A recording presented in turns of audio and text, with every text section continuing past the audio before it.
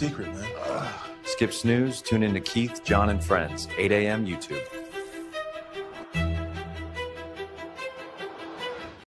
Hey, you ever get rejected so hard that you are agreeing with their reasons? Oh, baby, grab coffee. We're talking about it today. We're talking about rejection and dignity. The show starts right now.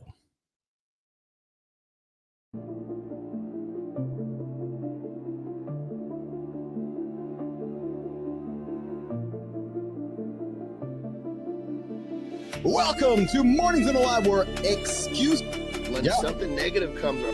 Building muscle improves blood flow. From squirting to squirrely.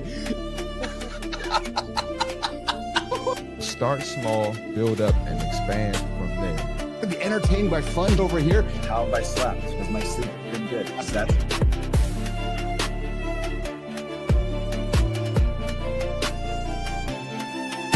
Regret doesn't come from breaking the rules, you guys.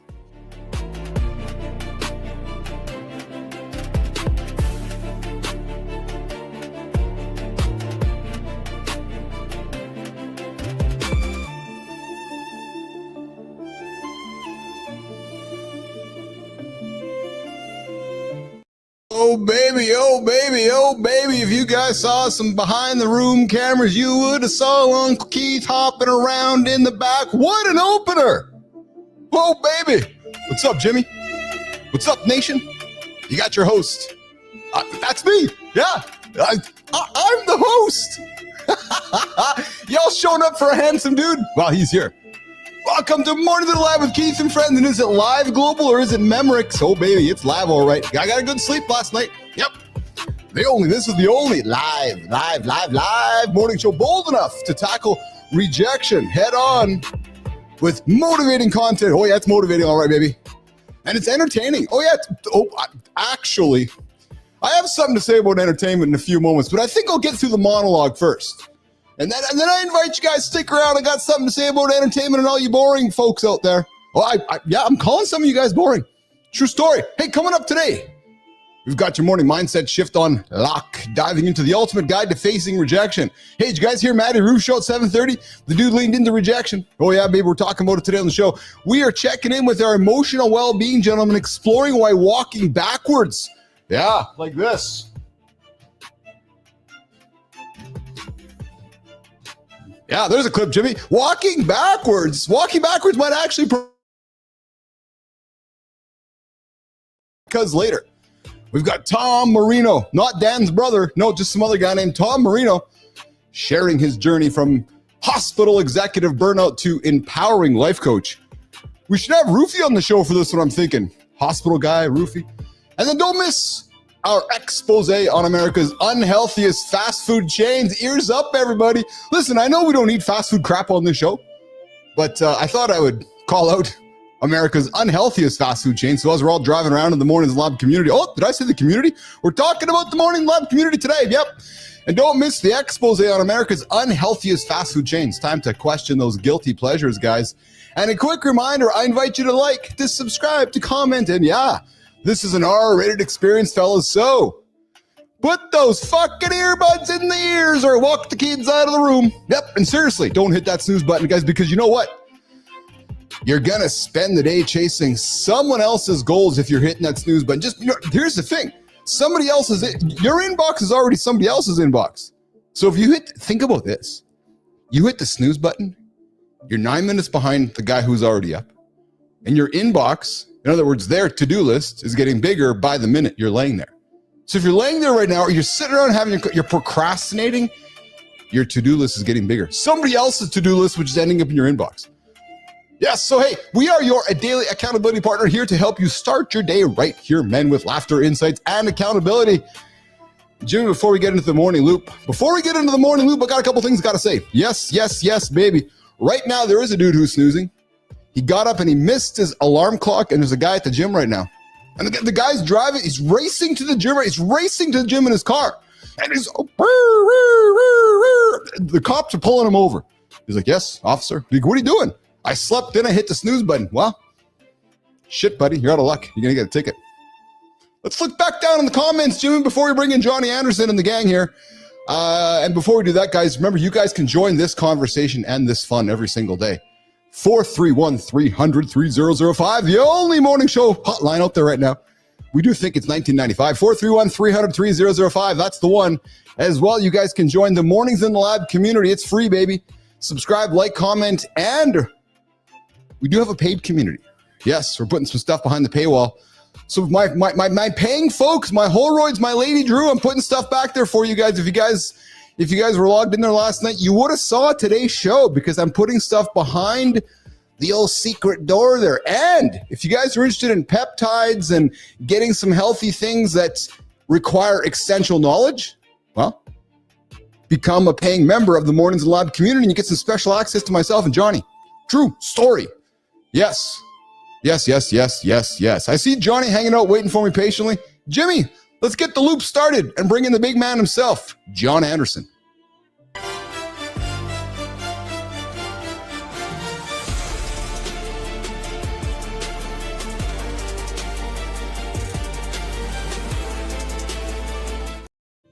Yo, brother, how are you, pal? What's up, brother? How are you? I am fantastic. How are you? I'm good, man. So it's another great day, man. It is another great day. So another beautiful day ahead. I do have to say something that I'm gonna ask for your positive assistance with, because it's not a rant, it's just a positive comment. So you and I have a lot of fun with this show, would you not say? Yeah, a little bit. Well, somewhere along the way, Johnny, people have forgotten that this is actually a business. And I have some folks that think because we have so much fun that just life to spend time with us and come on the show is like free. And I'm not saying that we love having great guests, and we love having a few folks in the show, but I'm very fortunate I get to talk to awesome people after the show as well. And there just seems to be this assumption that because we have fun, it's like it's not work.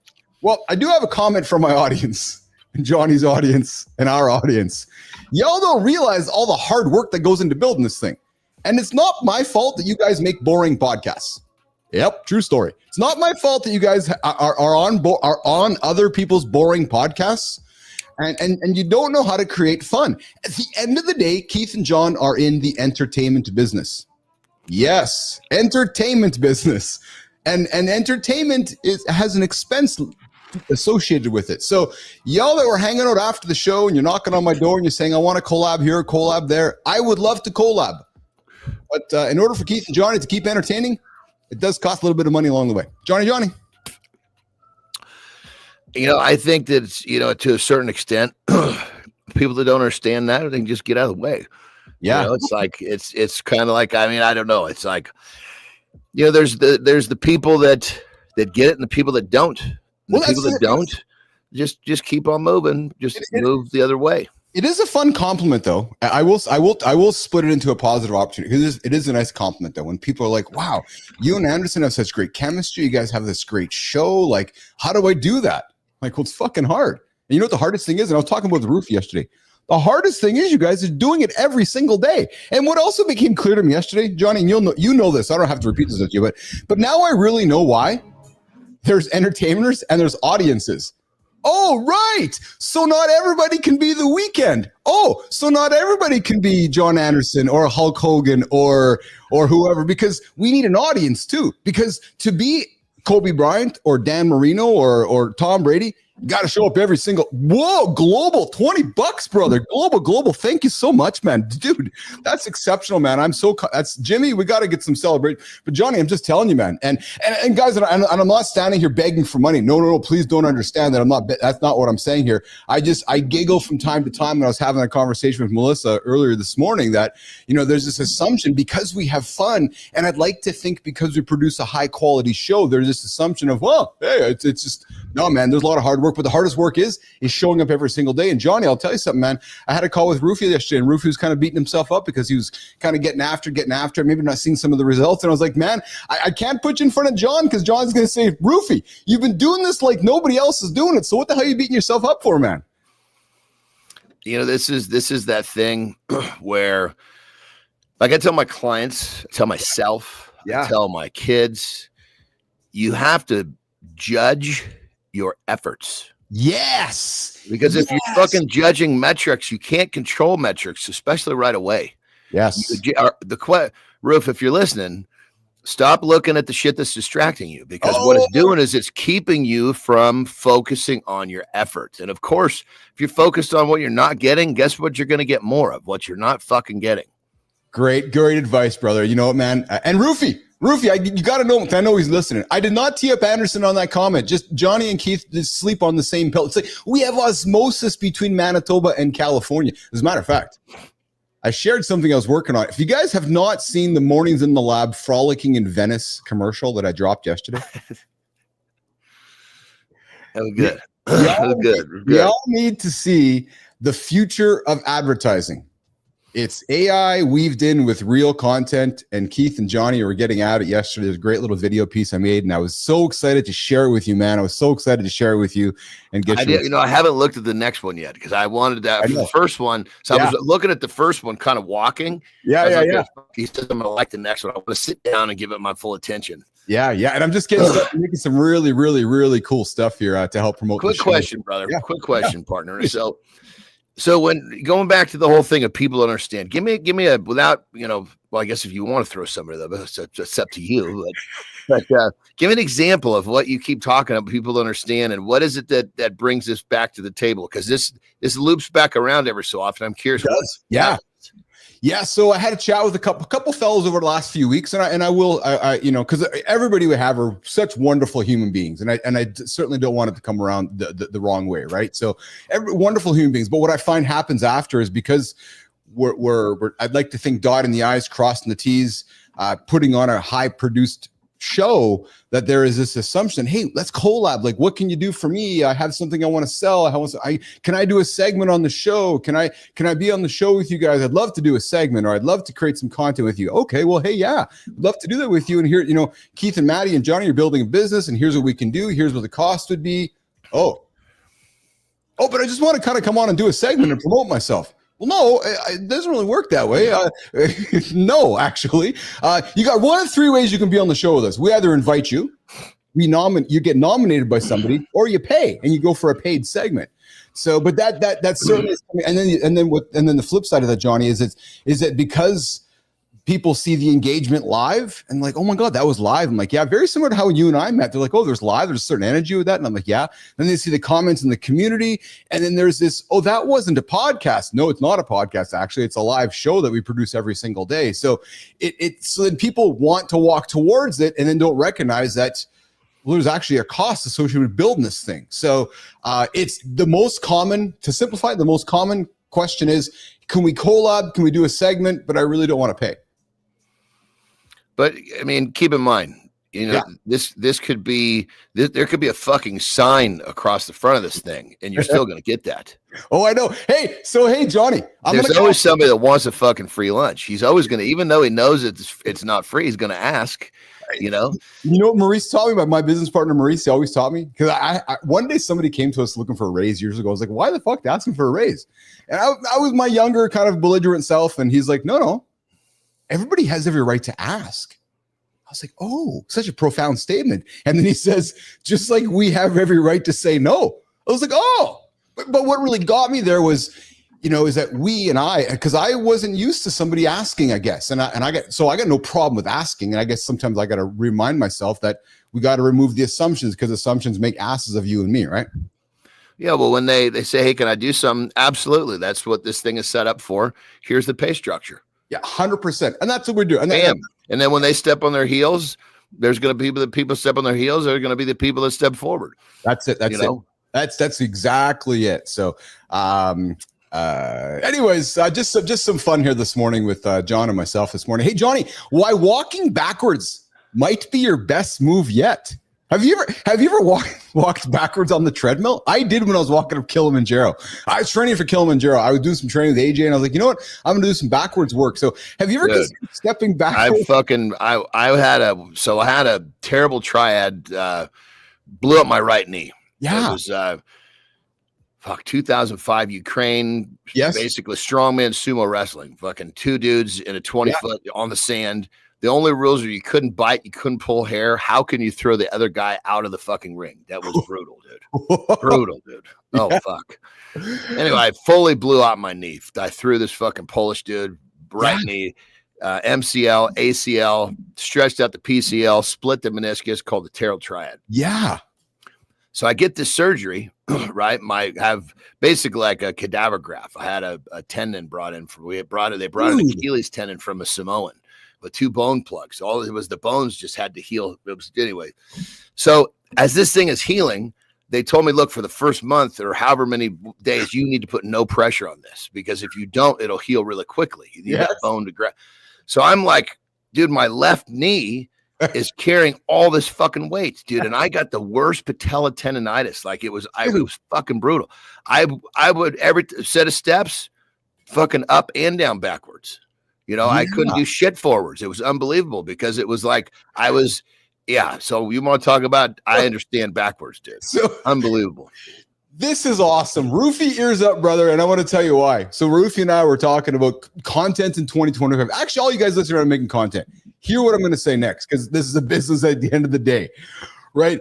AI can give you all the facts that you want because it's just all there, right? Walking backwards, making stuff. But what it doesn't have is experiences. And if you look at, SEO, GEO, the future of content, a lot of that content is going to be related back to experiences. So while we can take all the facts around walking backwards, we can take around all the science of walking backwards, we can read it word for word of what Claude or ChatGPT or Perplexity reads us about walking backwards. But the reality is, John's experience with that, my experience with that, you ain't gonna find that anywhere else.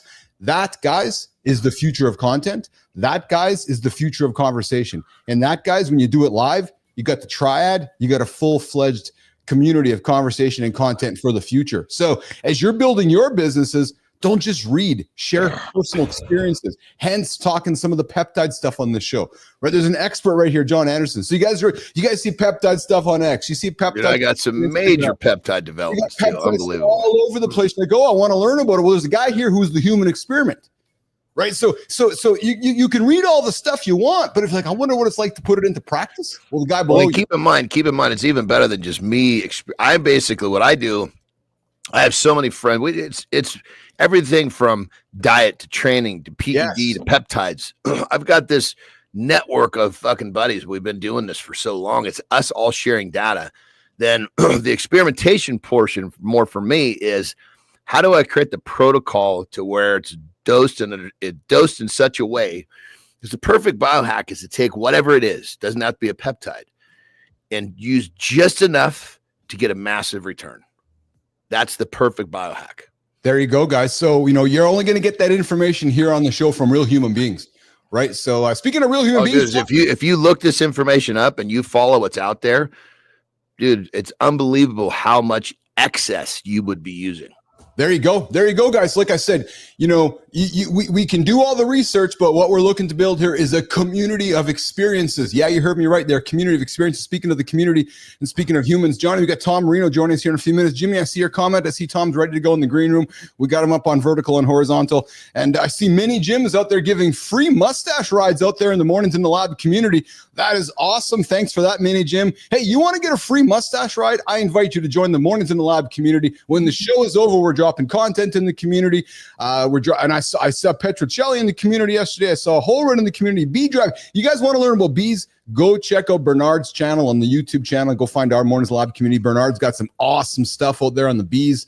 And bees are a big part of our world, guys. So I would invite you to check out the ultimate guide to facing beads. And yes, the ultimate guide to facing rejection, bead bowing. We're talking about rejection today here on the show in a few moments with myself, Keith Billis, and my co-host, John Anderson. And Mornings in the Lab with Keith and John every single day. Yeah.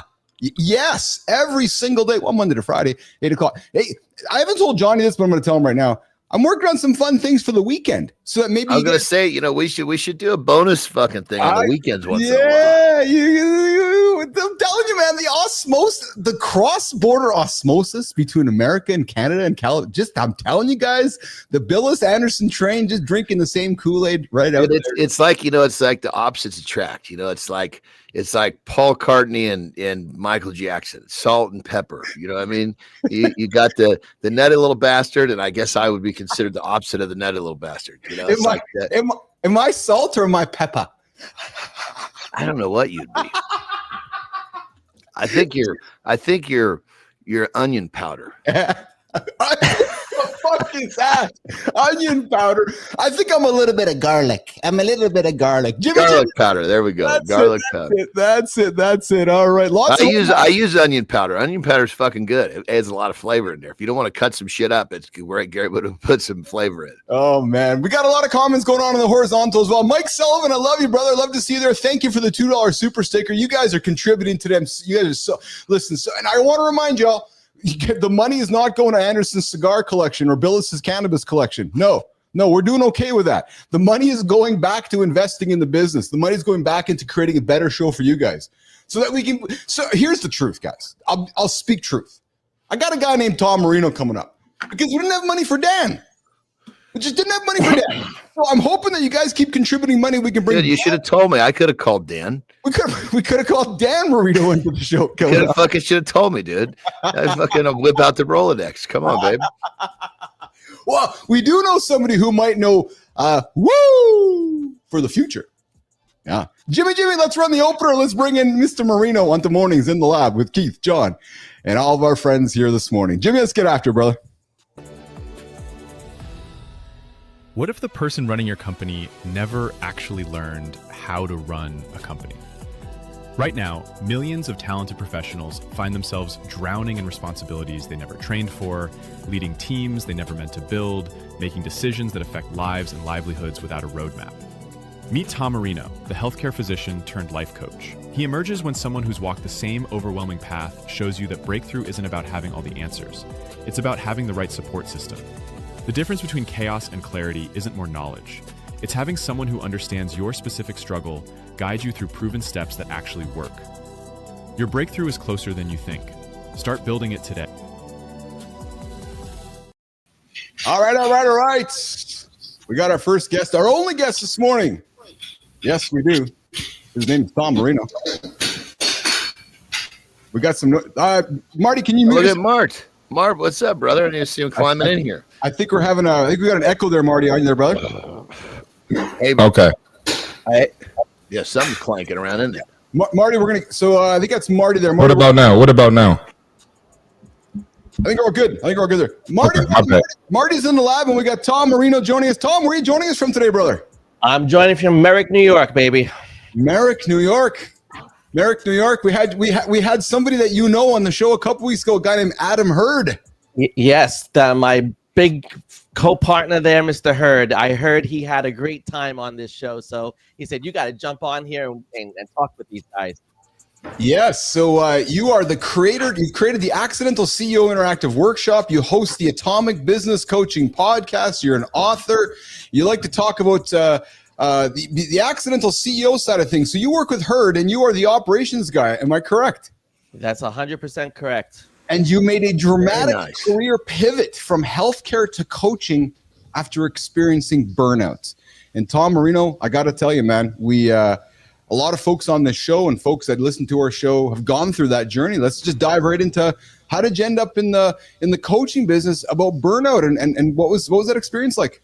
Hey, before Tom gets rolling, I got to take a quick piss. Damn it! I drank too much water this morning, but I'll be listening, brother. So when I come back, I'll still be up to speed. Give me like 2 minutes, Jimmy. Just mute us in the bathroom there, John.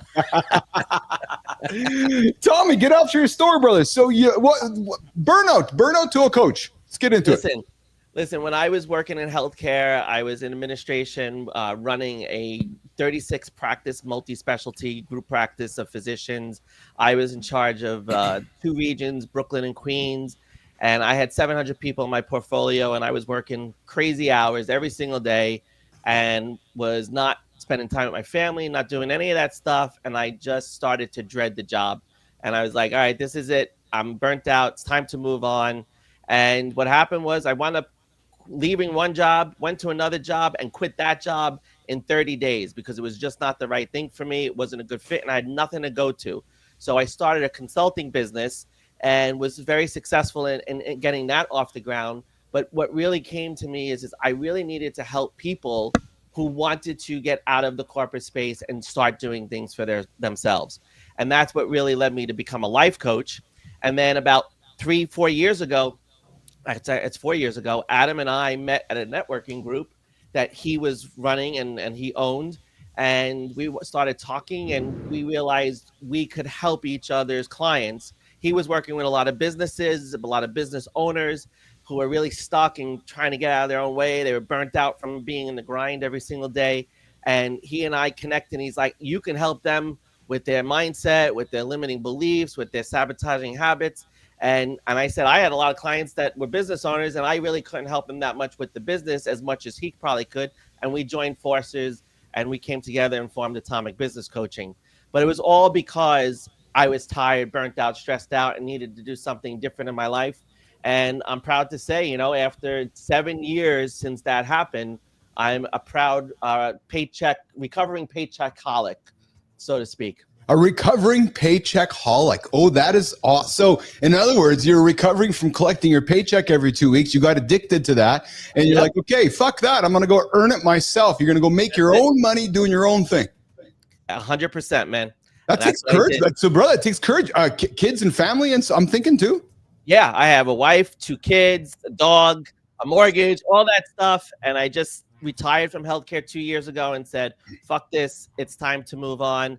And that's what I'm doing. So brother, that's what I'm talking about. I've been listening the whole time. When I was shaking it off, I was like, fucking hurry up and get back here because I love this fucking shit. Let's go. I have something for you two to get into, and me and Marty will go have coffee in a moment because I got a word here.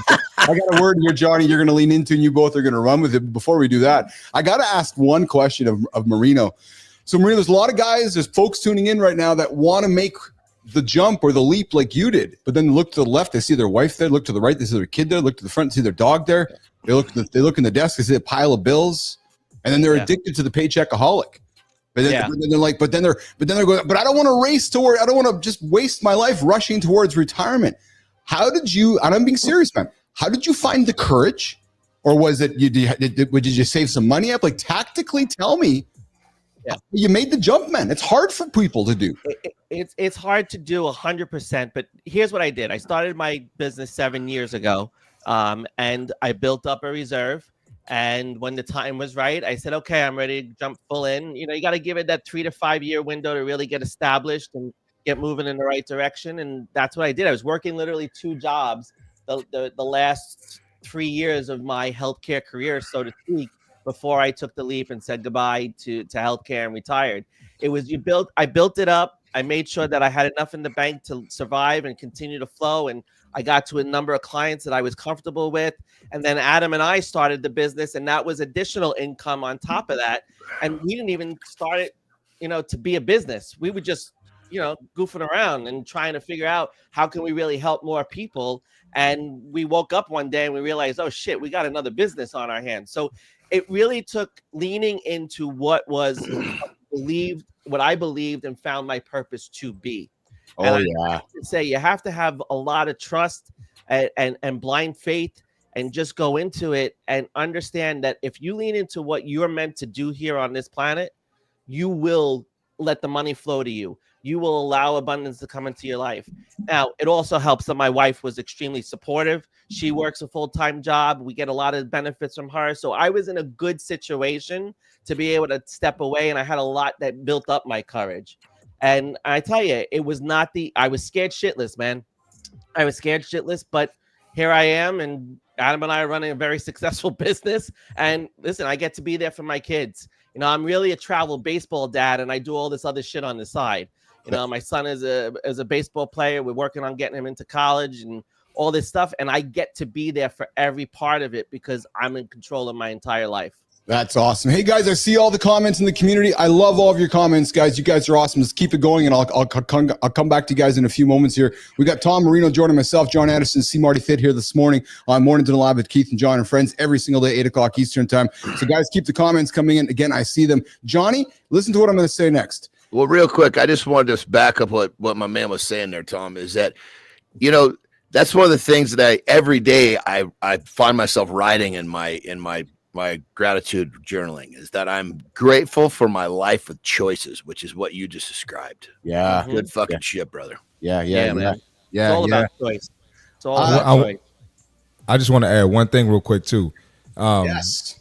Yeah. When you're moving with good momentum, you're moving in the right direction. You kind of just find your purpose. That's what Tom did. Like he didn't Exactly it. he didn't purposely come up with this business. It kind of just happened because he was, he had a good heart and he was doing something he loved. So I just wanted to add that too. Love that. And Marty, we got Mike Sullivan coming in and saying, hey, Marty, good to see you again. Mike was on the show back in June 2024 here. So we got Sullivan. And Sullivan, I see What's up, Mike? And I see your comment there as well, Sullivan. And I wanted to throw this out there as well, guys. I love how the early morning energy and talk wakes me up cognitively and in turn allows for making more progress. That's what's awesome. And Sullivan throws $2 on the table here this morning. I appreciate that. Anderson, Mike. Anderson, you're going to love what I say next, brother, because the word that Marino uses that you lean in every single time. Hear me clearly. Marino has literally built his entire philosophy around the idea that things are simple, but not easy, which is probably the most honest thing any business coach has ever said. And Tom, I got to tell you, man, John, one thing I love about Johnny is that he breaks everything down to the simplest thing, or just getting up and getting moving, right? So Tom, lean into the idea of simplicity, yet it is so hard to make things simple for so many people. We say, Adam and I say, business and life are simple. They're just not easy. And we tend to overcomplicate things. We tend to make things more difficult than they need to be. But when it's really just simple, it's a simple method. It's a simple process. It's a simple system. And you just have to recognize when you try to overcomplicate it, that's when it makes it hard, right? It's never going to be an easy journey. Everybody's always looking for that easy button. They're always looking for the easy way out. Can I just jump in with? I so agree. I think when you're not a procrastinator, you are seeking the simplest way to get started. If you're a procrastinator, well, let's fucking make this son of a bitch so goddamn complex. We got to sit here on our heels for another 2 fucking days and talk about this. Interesting. Yeah. Because you're trying to find a reason not to do it. And Johnny? Yes. Tom, I want to, simplicity is like, okay, I need to break this down in seconds so I can have the best first step. Because that first step, my foot's fucking coming. Where am I going to put it down? I got a few seconds to simplify where I'm going to put it down. It's interesting you say, because we talk experience. I was that guy, and I've said it before, where I was always looking for the answers that I wanted the answer to make what I wanted it to be. And sometimes I would overcomplicate it. So truthfully, and I was that guy, and I realized that again, back to AJ. AJ was the guy that was like, no, man, just come to the fucking gym and lift the weight. Oh, what do you mean? No, just fucking lift the weight up and put it down. Dude, I have never fucking started a business by buying a business license. Yeah, I've never fucking started. I start a fucking business by the action of the business. And if it fucking works, then I surround it with the proper shit it's supposed to be surrounded with. Business advice this morning from John Anderson. I love that. I mean, why fucking protect something that doesn't work? Yeah. Why legalize a concept that hasn't proven itself? You're only going to be illegal for a fucking few weeks, maybe a month. My first windfall, I was illegal for a whole fucking year. I can't disagree with you there. Marino. Well, that's what so many business owners make a mistake of doing. They think they got to go get the LLC and I got to go get the it's fun. And the bottom line is, no, you just need a fucking product. Or you need services to or the patent. Oh my god, dude! I'm sorry. Do you see that fucking? You just did that commercial. I swear to God, on YouTube, whenever I'm learning, this fucking same commercial comes up, and it's like, you want to be CEO? Well, then just go start the LLC. Like, that's the fucking first step. What a great fucking way to get people to spend money on something that they're never going to fucking use. The only people making money are the lawyers. That's exactly it. That's exactly it. So, dude, Tom, you're like, I'm just sitting here quietly, and you're like fucking reading my mind, dude. Listen. You don't need capital either. Just get get a product and sell it. That's it. It's that simple. Hey, Tom. Go ahead, John. Marty? I was just going to say, it's like the people that need a nice workout outfit before they get the gym membership. Yes, same. I hear that stuff all the time. Yeah, I was just going to say it's or like sometimes I'll sneak a weight on my clients, the barbell or whatever. They didn't see it and they end up lifting it. Yeah. They didn't even know they could do it. But go ahead, Keith. My bad. No, that's all right. So, Tom, you mentioned your son's baseball season, and you mentioned that you're an active baseball dad, and I've been an active hockey dad and dance dad, and I love that feeling. But you mentioned that your son's baseball season ending was an emotional moment for you. So, how has being that sports dad influenced your coaching style when it comes to coaching business coaches and business leaders? Like, what's that bridge, Tom? Yeah, the most important thing is that people struggle with is that they don't have good boundaries sometimes, and that's what causes their burnout. And when I realized what my non-negotiables were in life, I really put them into play, right? And baseball Yes. is just it's a non-negotiable. I have to be there. My son is 16, is going into his junior year of high school. I got 2 more years. That's it.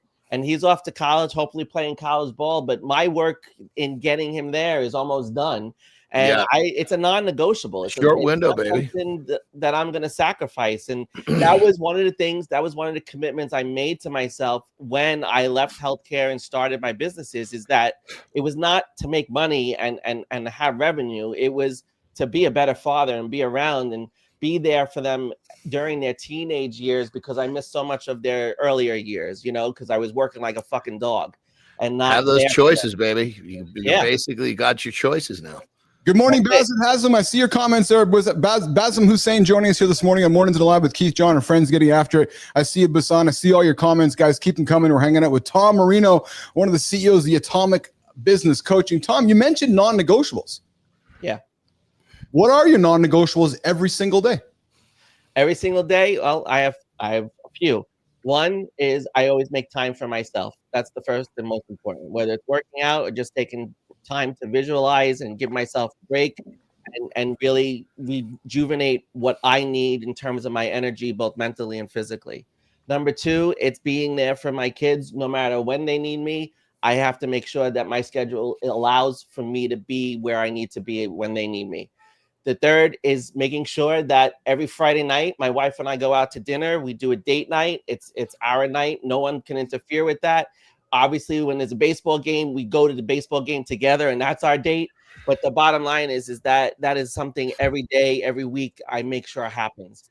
And the most important thing is just really making space for me. Like I said earlier, it's making sure that I have time so I can be the best business owner, so I can bring the most energy to everything I do. And that's why you need non-negotiables. That's why you need to know what they are. And my life is about harmony. It's not about balance, because balance, it doesn't exist. You pit things against each other. It's all about the fluidity of life and how you move from one thing to another. Can I offer you a perspective on that, brother? People say balance, right? Mm-hmm. So what is balance? Well, the way I kind of describe that is if you're going to commit to one thing at this level and you commit to something else at that level, that's the balance. People look at it as time. Don't use time as the metric. Use commitment as the metric.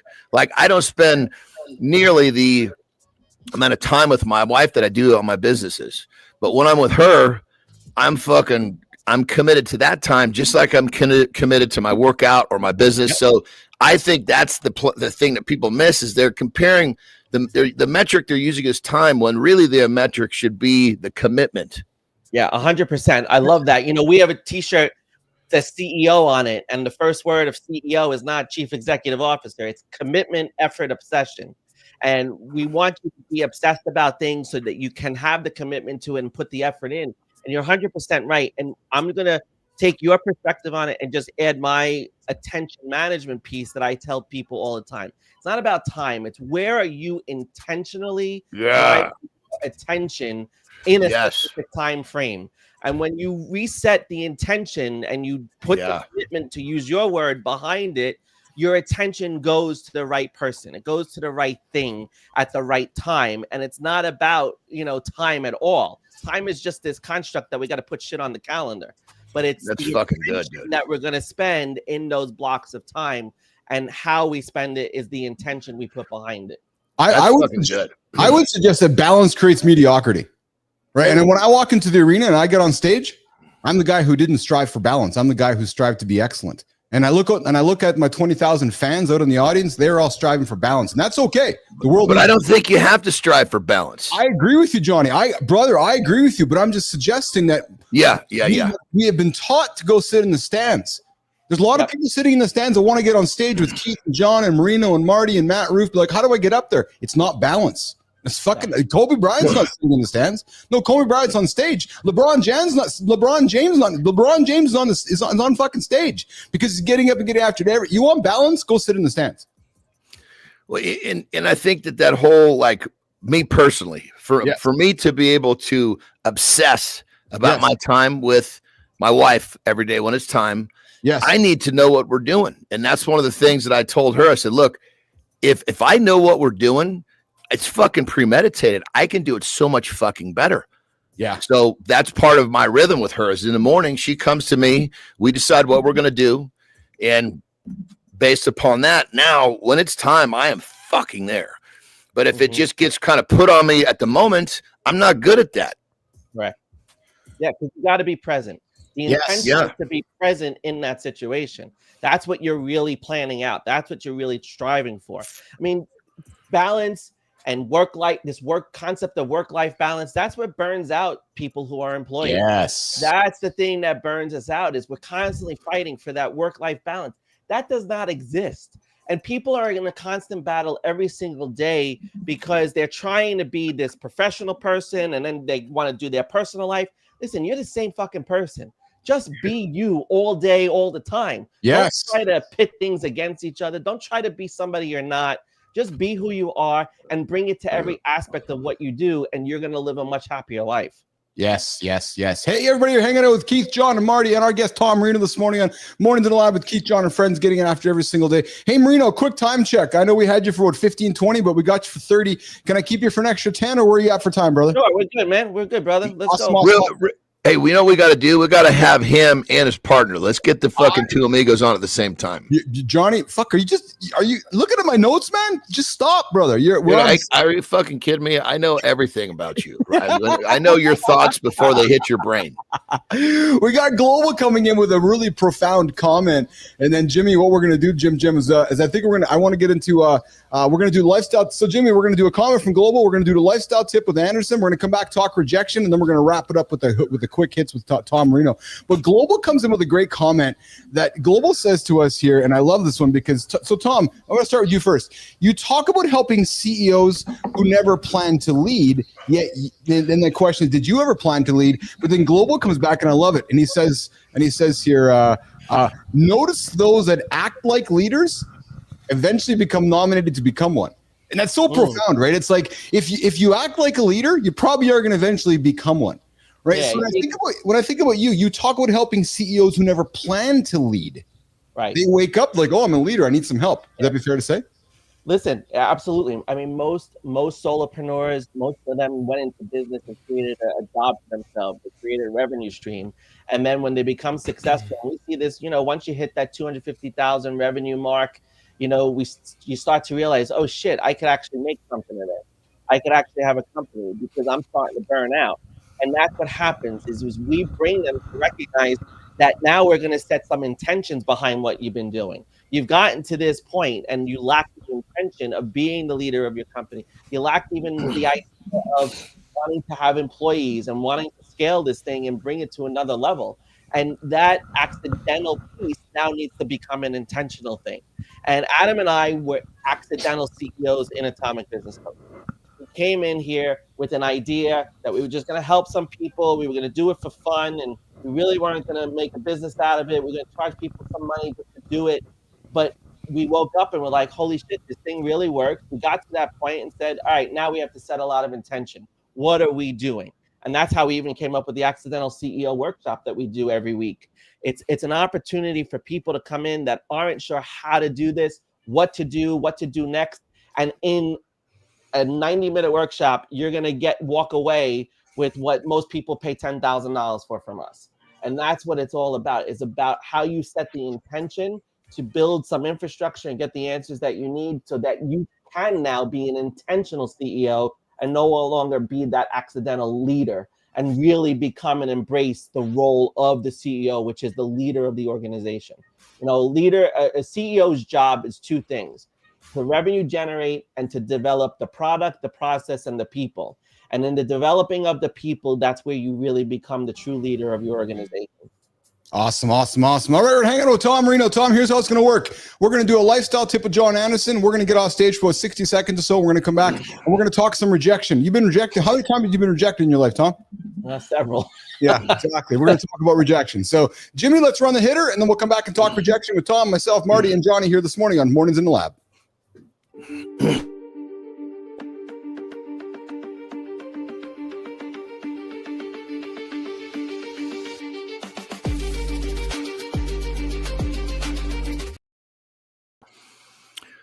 All right, we're going to kind of run a little further with this conversation we're having about balance. You see, so many of you guys are, this whole work-life balance thing has got you quite confused. Well, here's the deal. You got to think of it from a different metric than time.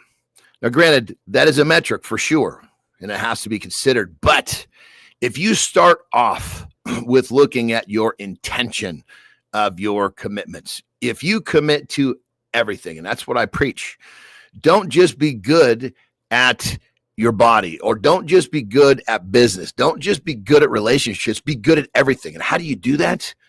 Through intentional commitment. If you've got a wife that has been out of shape because she feels like you're spending too much time working, what she's really saying is, I need some more attention. That doesn't mean you spending an hour with her on the couch scrolling on your goddamn phone. That means the time that you have, make her feel like she's the only one in the fucking universe. That's the type of commitment you need to give to everything in your life. You'll be pretty blown away when you start to commit to all areas of your life. Time starts to slide down the totem pole of the metrics, because, again, if you're just kind of wandering from here to there, the only thing that you can really gauge, if you're not, let me rephrase that.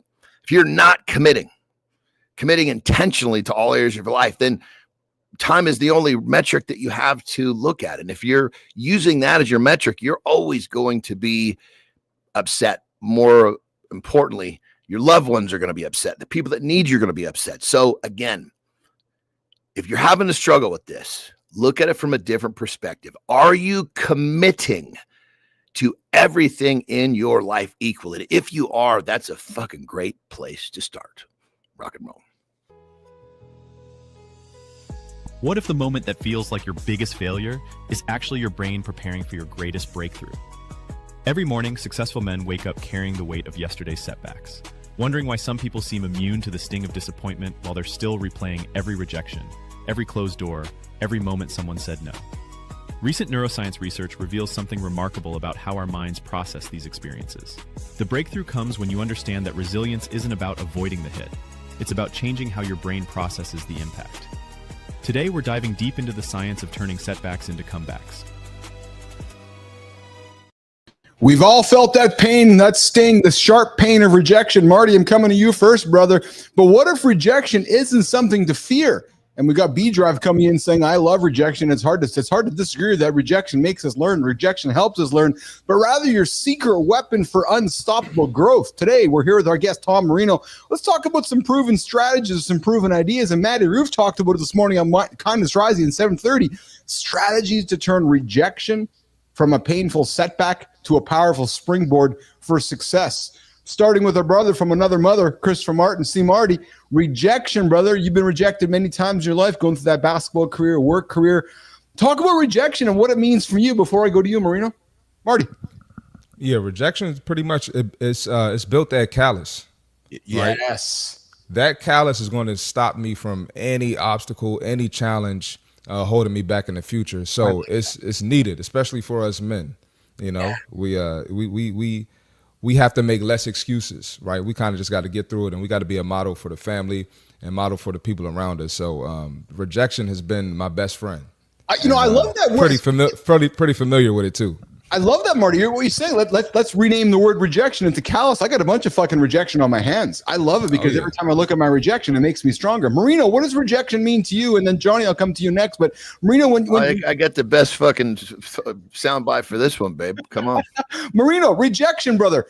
Let's talk about it. What does it mean to you, and how have you overcome it? And how do you teach your kids about it, especially your baseball son? Yeah, rejection is another form of resistance on your path to success. You have to see it as an opportunity to adjust what you're doing, to reevaluate, and to really ask for feedback. When you get rejected, the lost opportunities if you don't ask for feedback on why you were rejected, because then you can't make the adjustments that you need to make. And at the end of the day, if you keep showing up consistently, keep doing the work, and keep trusting the process, the rejection is only going to be this thing in the past and not part of your future. So you have to just keep moving forward. See it as the resistance that really develops that muscle so that you can keep going forward to achieving what you really want to achieve, and you can. Yeah. Johnny, burps aside, what about rejection for you, brother? That just kind of came out of nowhere, babe. So think of it like this. Rejection is basically like a training tool. Oh, Stop giving a fuck what everybody else thinks so you can do what you want and not have your actions and your decisions be changed by what everybody else around you is thinking or saying. I like that. Hey, Tom, here's a curious, actually, all you guys, and actually community, to everybody in the community. So I got a question for everybody right now. If you can't answer, I want to see it in the community. Have you all ever intentionally, I love the word intention. Have you all ever intentionally sought rejection to build your resilience? So and then what was the outcome of it? And maybe Johnny and Marty going to the gym, it's like, yeah, I'm putting an extra weight on because I want to fail. But let's talk about the idea of, Tom, starting with you. Have you ever sought rejection? That's it. I never thought about it in that way. I don't think I've ever sought to be rejected, to be completely honest. Yeah. Situations where I may have put myself where it's been impossible to achieve what I thought I could, but I don't think intentionally I ever sought that out. But it's a really good, I really like where you went with that, because I think when we put ourselves in positions to fail, it makes failing a little bit, and I hate to use the word, a little bit easier. It helps to accept it a little bit better. And I think we have to set ourselves up for a little bit more rejection so that we could actually grow more than we are. Yeah. What about you, Marty? Have you sought rejection, Marty, to build resilience? I'm seeking rejection right now, man. I'm always working on something, always planning something. Love that. And I'm literally in the middle of it right now. So that's a big part of my life. I'm always trying to level up and get to that next level. Yeah.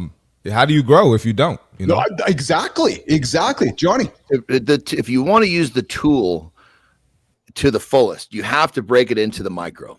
I've told the story before.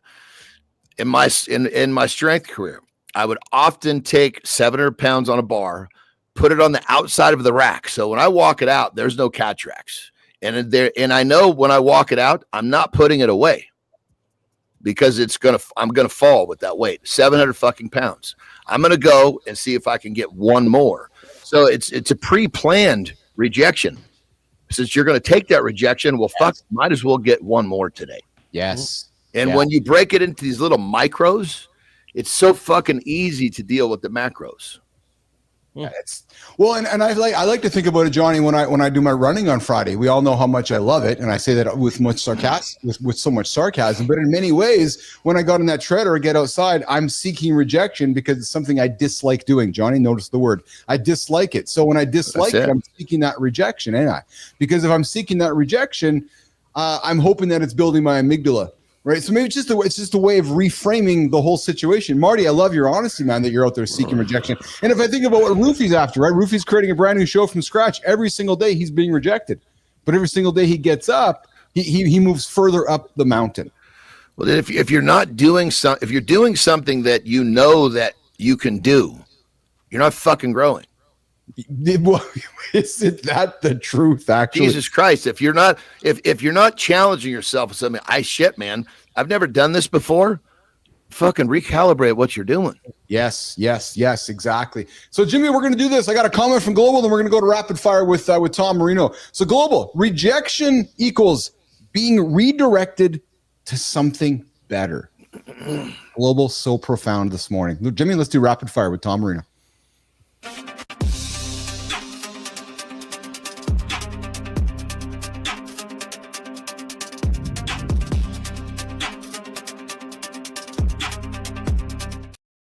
All right, we got Tom Marino joining us here this morning. We're going to do some rapid fire questions from Tom, Keith, and Johnny. For Tom this morning before we get out of here this morning. Tom, worst business advice you've ever heard? Worst business advice? Don't grow. Oh, why would somebody say that? Because they think that they're in over their head. Dude, you got to get them onto the show. Scrubs or business suit? Which makes you feel more powerful? Scrubs. Oh, yeah, really? Yeah, because you feel like George Clooney or what? Yeah, well, I used to practice medicine, so that's where my seat of power used Well, to dude, be. when you have to, you know what a fucking tie is? A tie is a fucking noose. When you wear one of those motherfuckers, the powers that be know you're doing what you're told. Exactly. Yes. Johnny, that's crazy. It's the fucking truth, dude. You look at Mark fucking Cuban. He wears whatever the fuck he wants wherever he goes. He doesn't need to wear a tie. No, you're right. You're absolutely right. That's it. Tom, one word to describe your first day as a coach. Choice. Love that. And if you could coach any CEO, dead or alive, who would it be? Oh, wow. Warren Buffett. Oh, we talked about Buffett a couple days ago. We have a funny little story about the guy because we talk longevity on the show all the time. And people are seeking longevity hacks, talking longevity. You know what Buffett does? He eats crap all day long, but he gets his 8 hours of sleep. Yep. His non-negotiable is his sleep. So we were having some fun with that one. Tom, your guilty pleasure when you're not coaching CEOs. That's baseball. Sorry. Oh, yeah, there we go. And then finally, something fun with you. The first thing you do if you accidentally became the CEO of Amazon. I would celebrate. I would celebrate, and then I'd be like, oh shit, what happened? You'd look at your paycheckaholic and you'd say, yeah, I'll take that paycheck from Amazon. I'm going to fucking work. You know, let me just point something out real quick. And this is no knock to my man Tom here. But society has fucking conditioned us to apologize for not having fucking bad habits. Yeah. Look at that. He said, I'm sorry, it's baseball. I don't have a bad habit for you. I'm sorry. That's how fucking off the fucking mark society is. If you don't have a bad habit, you have to apologize for it. That's fucked up. Jesus. DK Fine, I see your comments. Good morning. Welcome to the show here this morning on Mornings in the Lab with Keith, John, and friends here. DK Fire, you're hanging out with our guest, Tom Marino. Tom, closing question, brother. 20 years from now, when you're 30, when you're looking back at all the accidental CEOs you've helped, yes, Tom, we are in the future. If you look at any of my content, we're kind of in a warp here. Exactly, Marty. I was wondering where that button was, Marty. 20 years from now, when you're looking back at all... Think about that. We haven't had buttons in a while. God damn, that's right. Holy shit. Oh, man. When you're looking back at all the accidental CEOs you've helped, Tom Marino, not Adam Hurd, because I know, here's the reality. We know that you do all the work. We know that Hurd just does the visionary stuff. We know he just talks, and we know you do all the work. So what do you want your legacy to be, to Tom Marino? And then what's the one thing you hope every client remembers about their time with you, Tom Marino?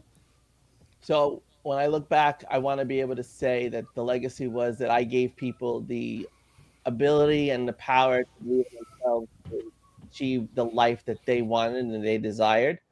And I would say, what was the second question there? Second question is, what would you hope what would you hope every client remembers about you? Listen, not to be cliche, but business and life are simple. They're just not easy. Oh, yes. Good shit, brother. Yes. Good fucking shit. Tom Marino joining us all the way from New York this morning. Tom, where can folks connect with you, find you, engage with you? We have a very active community here in the Mornings in the Lab community. I'd love to invite you to it and spend some time on our YouTube channel. Guys, we're going to get Tom Marino in the community with us as well. But where can folks find you and connect with you outside of this, brother? The best way, atomicbusinesscoaching.com. You can find us there. I'm on LinkedIn at Tom Marino. And anywhere that you see Atomic Business Coaching, that's the best place. Awesome. All right. Real quick, Tom, I wasn't, just so you know, brother, I wasn't throwing you under the bus for apologizing for not having I find my fucking self doing it all the time, too. It's same here. We don't like to admit the bad habits that we have, what those guilty pleasures are. But, it's like, mine is, chocolate. If I was to really I love just sitting down and having some. So you do have a guilty pleasure then? Oh well, shit. Okay, well that's different. If you didn't have one, if you didn't have one, I was giving you kudos. But now you're the fucking. See what Johnny does, man. Jesus Christ! Now I got to retract my statement, brother. You had one. You were just too chicken shit to put it on the table. No, Johnny, that was slick. Johnny. I like that.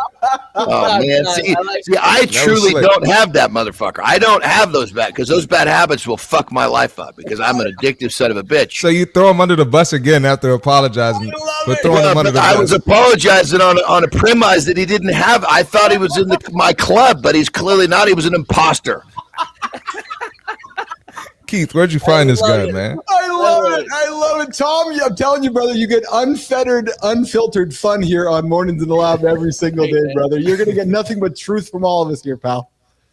All right, this was awesome. Thanks for having me this morning. Tom, will you come back? Very cool, brother. Will you bring your partner with us, Tom? Yeah, yes, I will. We'll come back. Adam and I both. Yeah. Will he sit on the left side of you or the right side of you? Well, usually he's on my left. Tom Marino. See, like with Keith, when Keith and I are in this situation, he's always on the bottom. Yeah, that was guys. It was a nice day. I'll see you guys tomorrow. See, that was white boy humor. He doesn't like that. Yeah. Tom. Usually when they start the white boy humor, it's time for me to go. Tom. Marty walks. Exactly. Marty's going. I'm out of here, man. The white boys is fucking getting after. Marty, enjoy your day today. Marino, you too. Okay, pal. Tom, in all seriousness, brother, you had some. I just want to say, Tom, in all seriousness, you had some fucking great shit to say, brother. So thank you. A great show Thank for you, sure. John. Oh Appreciate yes, yes. Appreciate it. Thank you for sir. having me. All right, guys, we're back at it. Marty's gone. Marino's gone. We're left with Mornings in the Lab with Keith and John. And then there were two. Guys, if rejection builds character, by now I should have my own Marvel series. Let's power up there, babes.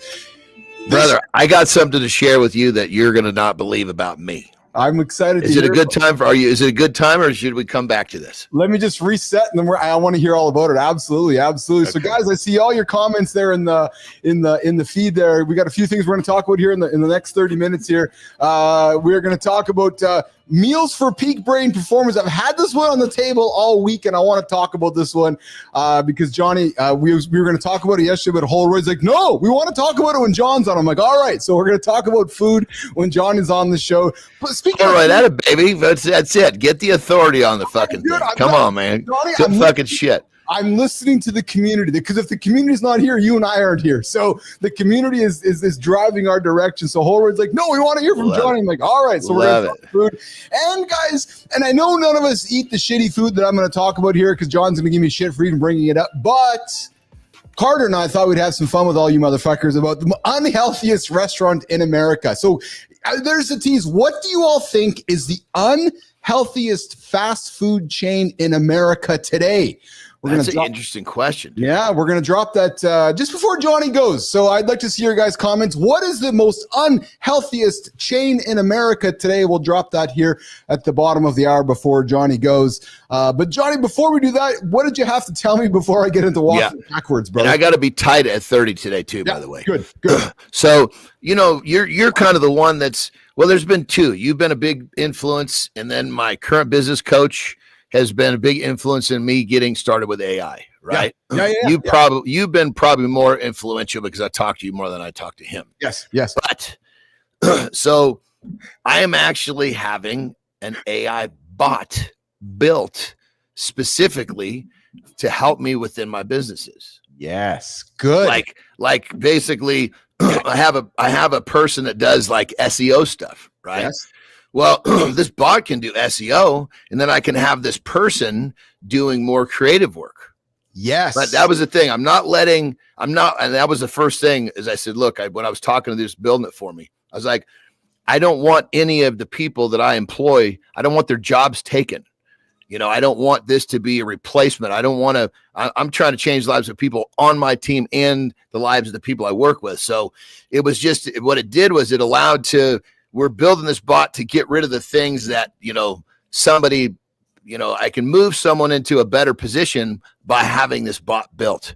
So I think you'd be pretty happy with the fact that I'm taking that step into this. I love that. And that's smart. And I'll tell you something right now. I think that's an effective use of your time. And I think that's going to be an effective use of CEOs and leaders to use these tools. And it's a tool. Right. So that. Well, and I think what it is, it's almost like, I have a massive fucking marketing budget. It's just awareness, because this thing basically is a one-time fee plus a hosting, right? And the Yes. hosting is peanuts compared to the fucking marketing budget that will go out and expose. It's, you could almost look at it as a marketing tool. It's just not marketing itself, you know? Look at B Drive's comment Are you on horizontal or on the vertical. Bernard, don't apologize, John. I love it. Keith, using both hands on that water bottle gives you real perspective on his true size. Because I missed that. Which one? Fuck, which one are you on? I'm looking at both, but I'm on the vertical right now. He's giving me Oh, there it is. This is my true size. Good one, Bernard. So, Bernard, I see we're at that relationship now where you're now throwing the host under the bus. I love it. Jimmy, why walking backwards might be your best move yet. What if moving in the wrong direction is actually the right answer?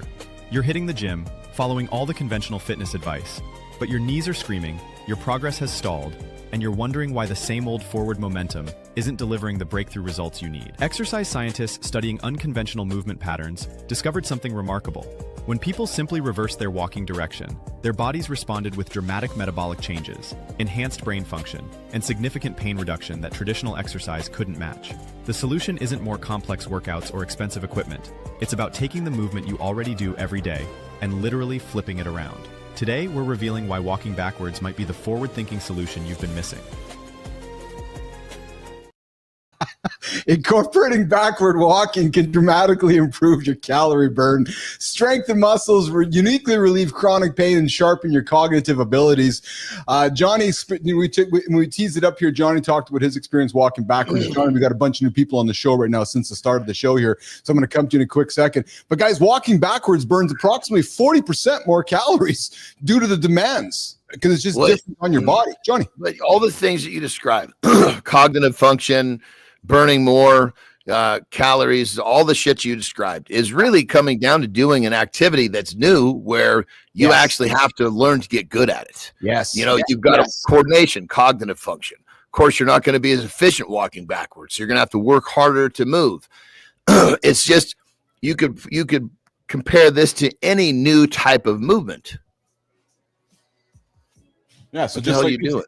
Just walking backwards on the show. Oh, you were. I was on a vertical side. You just kept going in and out of the screen. I was like, what the fuck is this dude doing? What you guys want to do today is trying it out. True story, actually. So, you know, you might find, well, you are going to find different muscle engagement. You might find some pain relief. You might find some balance improvement, and you might find some cognitive boost, right? Because you're going to be doing things you're normally not doing. And true story, start simply on a treadmill. I did it. I've done it. I've done treadmill, incline backwards walking. Johnny did it during his rehab. And as goofy as it sounds, it works and it is effective. You know, it's funny. Go ahead. You know, on that level, real quick, I was going to say, if you're interested in trying something new to do this stuff, you know, walking backwards is the lowest barrier of entry. You could always put a walking lunge into this, which would then take those percentages would fucking shoot through the roof. Yes. I got to tell you a funny dad joke about the walking backwards thing. So I like to keep my kids' life entertaining. Johnny, I think you'll love this one. I love to keep my kids' life entertaining. And often as my kids were growing up, we'd go through drive-thrus. I'd say that, you know, it's boring to talk normal all the time. So we'd go through the drive-thru and I'd use different accents and different voices to keep it interesting. But what I did with Piper one day, I said, Pipes, we're driving to dance today. She goes, yeah. I go, but I'm just bored of driving forward all the time. She's looking at me. She says, what? I go, no, we're going to drive backwards. So I fucking turned the Jeep around, Johnny, and drove backwards about half the way to her dance class one day. I just drove through my neighborhood backwards, and I put my Jeep in reverse. Then I just drove backwards all the way through my neighborhood, about a couple kilometers, a couple miles through the neighborhood. And she's looking at me, and all the neighbors are looking at me, what are you doing? I'm driving backwards. She goes, why? Because it's boring driving. I drive forward all the time. So just got to mix it up. See, that's the nutty little part of you right there. Because I get the concept, but I'm thinking to myself, if I'm going to do something like that, I want a little bit more of a return on my investment of what I'm doing. Fast food shock. What is America's unhealthiest food chain? We're going to drop that in about 15 minutes before Johnny goes. But before we do that, we are going to talk about food that will help help your brain. I got some recipes here, which are brain. Where is it? 5 quick meals for peak brain performance. I've had this on the table for about a week now. We're going to put these recipes up in the Mornings in the Lab community after the show here today. So we're going from walking backwards to peak brain performance. Then we're going to wrap it up the conversation with Johnny on the unhealthiest restaurants. I want to see what you guys are thinking. I see Spartacus is Kentucky Fried Chicken. Lady Drew is donut shops. Lady Drew is McDonald's. You guys are kind of close, but you're kind of warm. Mike Sullivan, what speed? 0.5 miles per hour on the treadmill to avoid falling off. Yeah, Mike, I was going 1, 2, and I'd put the incline at about 3%, 4%, and I would just walk backwards. Johnny, any advice on speed? You know, I can't remember the last time I walked in a fucking treadmill. Because honestly, if I'm going to walk, I want the other parts of walking. I want the fresh air. I want the experience. Yes. I'm going for a walk after the show. Double A, these fellas look like they snuggle Twinkies into a porta potty and eats them while sitting on the toilet. Nope, that's not us, actually. I haven't had a Twinkie. Holy fuck, I haven't had a Twinkie in probably 30, 40 years, actually. Johnny, if you had a Twinkie sitting on your fucking dashboard 30 fucking years ago, it'd still be ready to eat right now. It's so true, actually. It's so true. Fucking crazy, dude. B-Drive, Chick-fil-A. All right, Jimmy, 5 quick meals for peak brain performance. Holroyd, ears up. This is all for you, brother. Let's do it, Jimmy. What if the difference between feeling mentally sharp and struggling through brain fog comes down to a single choice you make before your first cup of coffee? Most high-performing men wake up ready to conquer the day, but within hours they're battling fatigue, poor focus, and that familiar afternoon crash that derails their momentum. While everyone's searching for the perfect productivity hack or expensive supplement, breakthrough research from leading institutions reveals that the solution isn't about adding more to your routine. It's about making one strategic shift that takes less time than checking your phone. The most successful people have discovered that small, intentional changes in those critical first moments create compound advantages that transform not just their morning, but their entire cognitive performance throughout the day. Stop settling for average energy and start programming your brain for peak performance from the moment you wake up. Today, we're going to serve some real talk on motivating content design specifically for men's health and daily accountability. Today, eating the right foods dramatically boosts memory, mental clarity, and sustained energy, especially for all of us tuning into the show here today. I got 5 to put onto the table. We're going to talk about them. We're going to put them into the community so you guys can use them along the way. And John's a big fan of simplicity, and actually so am I in many ways. So we're going to get into it. The omega-3 Power Bowl. Johnny, essentially salmon, quinoa or brown rice with some spinach, avocados, tomatoes, olive oil, and some lemon juice. Salmon and quinoa together. Oh my God, I love that, man. Dude, I've been really leaning to olive oil lately. It's just tasted so good to me. Holy, I literally put it on my food like a dressing. Yeah. You know what? Talk about olive oil, because that's a good topic for the show, because many don't realize that there's a lot of shitty, cheap olive oil in the market. Well, dude, and on that level, it's even big. You're totally correct, but it goes deeper. Yes. Is that somehow there's even fucking olive oils out there that are labeled olive oil that are like soybean oils and shit. That aren't actually olive oil. Not even fucking olive. So you have to buy like we get this one, it's like from a fucking vineyard. So it's it's like a small community type, they make wine, they make olive oil, a few different things, olives. And so, when you're buying a family fucking name, you're not getting soy oil. Yes. So guys, just have a look at that olive oil, because when you have good olive oil, and I'll be honest, man, here's the good segue, Johnny. Come and pay for the Mornings in the Lab community so Keith and John can get some better olive oil, because good olive oil is not cheap, you guys. It's not. It's like good, high quality olive oil is good stuff. But how to prepare this, layer those ingredients, drizzle with some olive oil and lemon juice. And why this works, you guys, is the omega-3s from the salmon improves your memory, and those leaves support the cognitive function. And then we got Global coming in, Johnny. Extra virgin olive oil, the highest quality and least processed grade of olive oil. You're absolutely right. And Spartacus, go to Greece and get the real one. Yeah, that's exactly. Get the real McCoy. All right, number 2, guys, on our list of foods to eat today if you're hungry. Johnny, have you ever been a yogurt guy? I know you don't touch much of the carbs, but have you ever been a yogurt guy? Yogurt. Yeah, ever? Yeah, I mean, when I was younger, because when I was younger, I was just a protein seeker, right?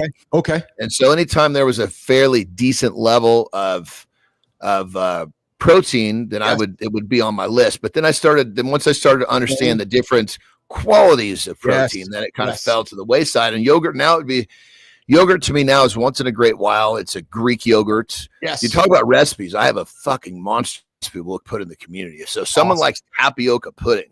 Yes. I've got this recipe for it. Of course, it's not tapioca, but it has the tapioca-ish thing, and it's fucking amazing. And it's actually good for you. I recommend to my clients they have it right before bed. It's a treat. Yes. And it actually helps digestion. Yes. Lady Drew, I see your, actually quickly, Lady Drew, I see your comments. I saw your DMs about those guests. I will get to them today. So Lady Drew, I appreciate that. You dropped those comments for me last night. And so it's funny, Johnny, about yogurt. I'm on a fence with it. So yogurt to me is, I don't eat it as much as I used to because I find that it was just producing too much mucus for me. And I was finding myself phlegmy, and I was finding myself not a regular part, for me either. I mean, it's very rare that I do it because it doesn't make me feel just like you said. You're describing it creates a feeling you don't appreciate. So yes, that's one of those things that you're eating something that you like, not what your body likes. It's interesting. I really appreciate what you said around seeking protein, because I think that's what often. Well, society right now is protein. And I think many of us just go and seek it. And to me, yogurt is one of those, it's kind of like one of those, I'm going to seek it. It's good, but there's actually better protein choices. There is.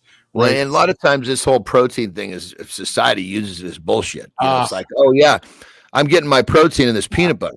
It's mostly fat. Yes. And there's nothing wrong with that, but use it as a fat source, not a protein source. Yes, exactly. Next one, guys, we're going to get into eggs, spinach, and white bean quick frittata. Right? Ingredients: eggs, spinach, white beans, cherry tomatoes, salt, pepper, and turmeric. How to prepare this baby: whisk those eggs, add some ingredients to the skillet, season, and cook it.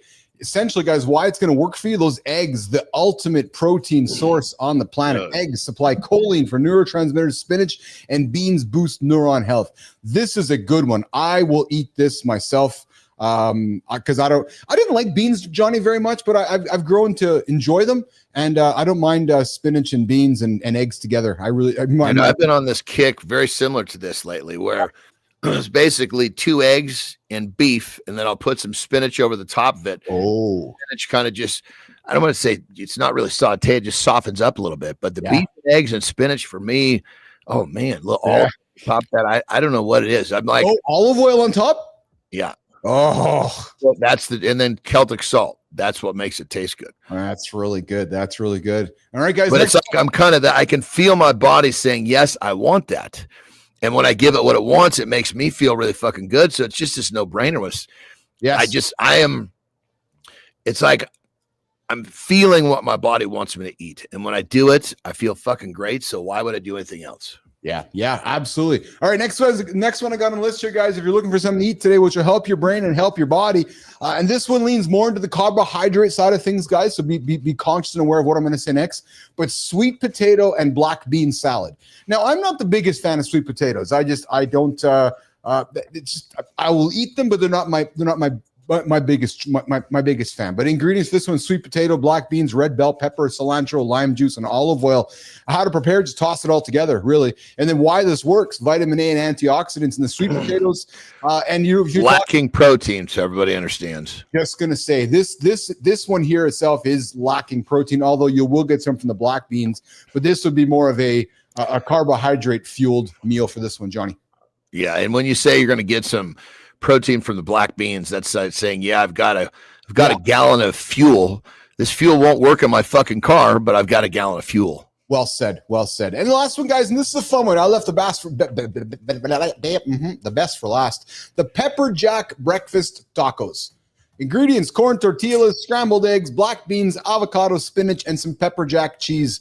So the cheese would be the worst part of this whole thing, and then of course some salsa.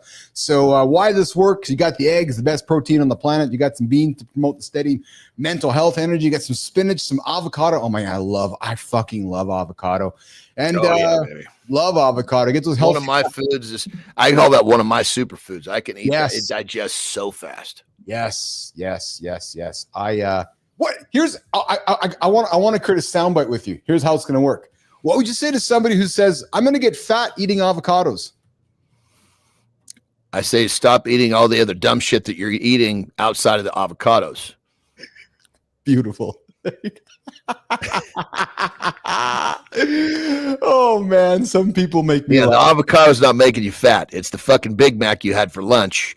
You're blaming the avocado because it's the easy way out of working on your good food choices. I love it. I love it. So, guys, I invite you to join the conversation in the Mornings in the Lab community. What are your go-to brain-boosting meals? I would love to see your guys' recipes, your meals, your ideas.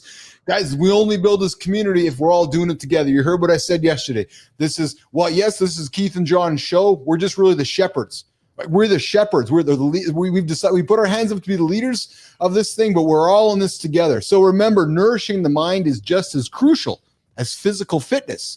Yeah, y'all want to get into the gym, but you got to take care of the mind and the body first to do that. Keep fueling those mornings with positivity and focus. And Johnny, back to the comments here. Man, so I got to tell you guys, I'm loving the energy in the community. Your comments are awesome. You guys got a lot dropping in here today. Bernard comes in, Asian food always represents every color of food to be balanced. And Spartacus, I don't cook. I leave it up to my wife. I think Johnny does as well. I think that's what Terry does. And I got to be honest, Lauren does all the cooking, most of the cooking for us as well. And then Spartacus, we're so confused about what's good for us today. It switches all the time.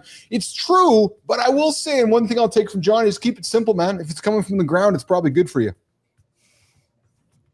I mean, when you shop at the grocery store, stay out of the middle.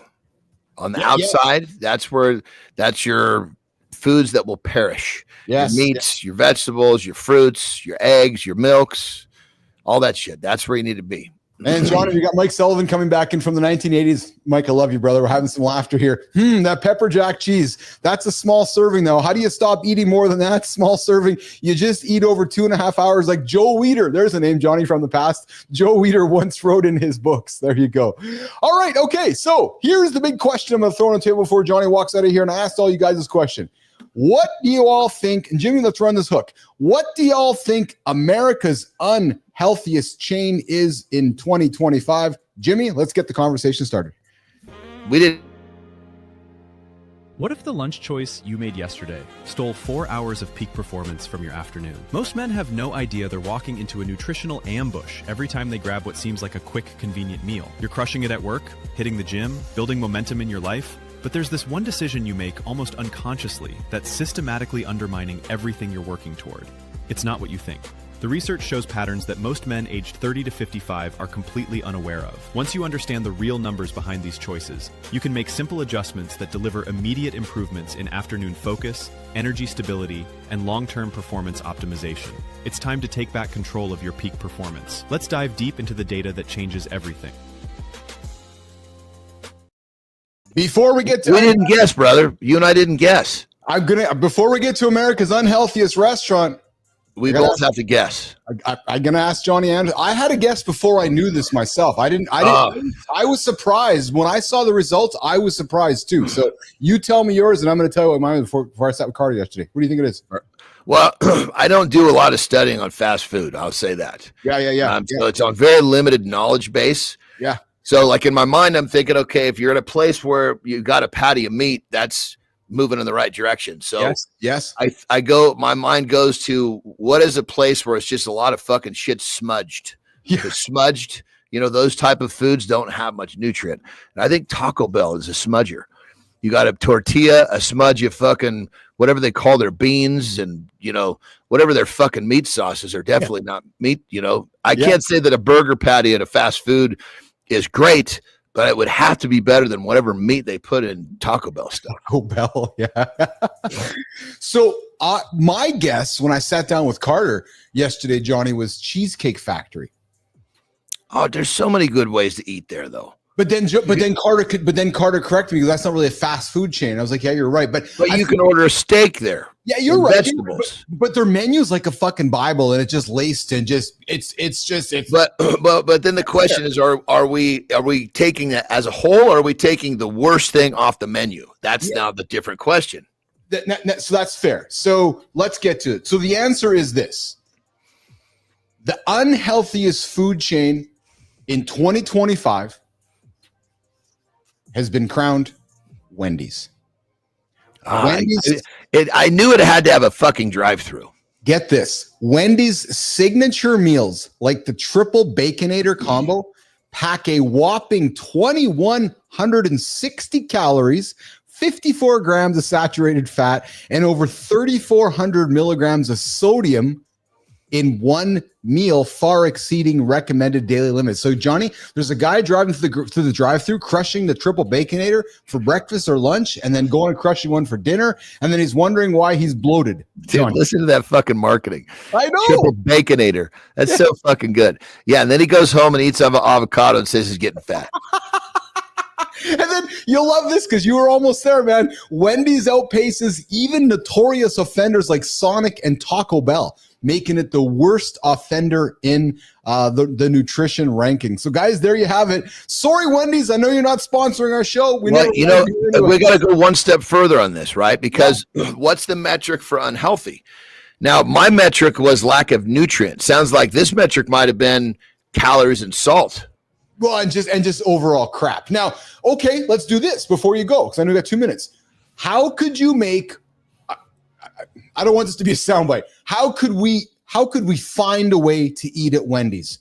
You tell me, and I'll tell you how I would do. What would you do? I would basically just eat the burger patties. Me too. Because the burger patty has to be the thing in that's got some bit of nutrient. Yeah, so I would. So me too. So if you said, Keith, we have to go to Wendy's. Yep. I wouldn't even order I would just say, look, I want 6 of your burger patties. Yeah, so me too, actually. Yeah, and I probably would ask for cheese because I like my cheese. But and you'd say, Bill, what do you do? I'm like, oh, I don't care. I'm gonna have my cheese. You're not eating cheese in a place like that. Yeah, you're right. It's just plastic. It's not fucking cheese. Cheese. You want some cheese? Fucking go somewhere else. But guys, there's your tip. If you're going to go to Wendy's today, just take the burger off. Don't have the salad. Don't have anything because none of it's good. Just have the burger. You want to hear what they do with that cheese, dude? This is fucking crazy. Tell me. Cheese has a naturally occurring substance called casomorphine. Morphine. Yes. It's an addictive substance. Yes. So like when I eat cheese, it makes me want more. Well, so what they fucking do, because it already has the casomorphine in it, somehow it allows these fuckers to put a shitload more of the morphine part of the queso in there. So now their cheese makes their cheese is like 7 times more addictive than other fucking cheeses. When I say 7, use that word fucking lightly, but massively. So you eat one of their fucking burgers with cheese, you want another one, you really want what's in that fucking cheese. That they put extra casomorphine in there. Yeah. Cheese advice from John Anderson this morning on Mornings in the Lab. And it turns off the receptors in your stomach that says that you're fucking full. So you want more. And then as you're eating, your stomach doesn't communicate with your brain that says you had enough. Ah, there you go. Spartacus coming in, Johnny. Wendy's has a good chili. And then B Drive, I was going to say Wendy's has real beef at least. Arby's too, but I still don't go. Yeah, you're right. If there's anything about Wendy's, they do have real beef. So, all right, Johnny, I know you got to rock and roll, brother. What a fun show here today, man. A lot of energy in the community, a lot of great guests, just a lot of things going, man. Always fun, brother. A lot of good things. And Holroyd comes in with this. Cheese makes everything better. Holroyd, I know that we get along so well, but I got to use it sparingly. Otherwise, I'll put it on. Yeah, me and cheese, Johnny, oh, man. Dude, if I eat cheese, it has to be the last meal. Because once I start down that fucking path, it's really hard to shut it down. I know. And it fucks up my digestion. My meal times will start spreading out. I hear you. Hey, you're training today or is it an off day for you? Today's a training day and I can't fucking wait. That's why you got to get me out of here because I got some fucking sweating to get to, baby. All right, brother. Well, listen, man, a lot of love for me and you. Have yourself an awesome day, brother. AI Johnny. And guys, John's back tomorrow with me at Mornings in the Lab with Keith and John, 8 o'clock Eastern time. You know where we're at. Johnny, have a good one, brother. Have a good loop, my brother. All right, pal. All right, let's get him out of here. Jimmy, let's get Johnny out of here. Let's reset. The bottom of the hour. We're going to move our way into the community corner. All right, I'm going to go to the comments. So we are in the community corner part of the show. So my goal is to get even better with spending time in the community with you guys down here in the comments. So I'm looking here at the camera. Below me here is a screen with your comments. So if you see me doing this, it's because I'm reading comments. And I got a camera over here too, which is right here. And I got comments right here. So if you guys see me, I'm looking at the comments. And if I go to this camera over here, I got no comments down here. So I'm got no over here. So let's go over here. Good morning, everybody. You're back with me. I'm your host, I'm Keith Billis. I'm one half of Mornings in the Lab with Keith and John and Friends. You guys notice the subtle changing of the name?